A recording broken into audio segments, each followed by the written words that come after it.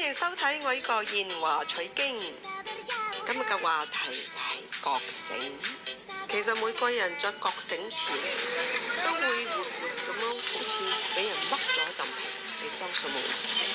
其實覺醒唔係我哋想象中咁美妙嘅。有些人呢係覺悟咗，佢先修；有些人呢就係先修先嚟覺悟。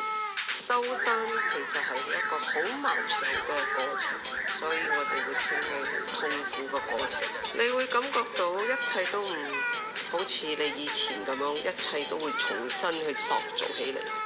呢個係人第一次生命嘅誕生，第一次係你嘅肉體係誕生出嚟，咁啊第二次係你嘅精神體誕生出嚟，咁樣我哋稱呼佢叫覺醒啦。呢個過程就好似動物咁樣去蛻皮嘅過程一樣，你有改變去消亡得重生。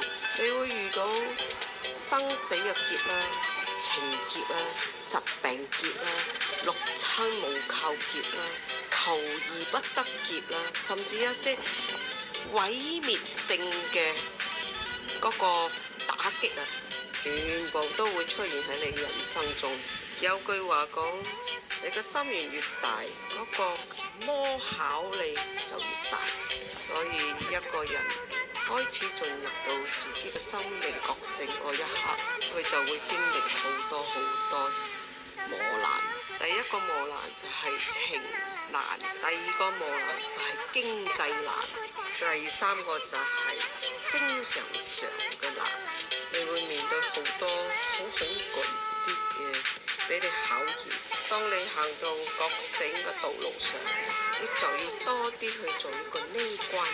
呢個時候就要真係去睇翻你自己，睇翻你嗰一個真正嘅你嘅自己。所以覺醒係真嘅就係做呢關，咁你先可以知行合一。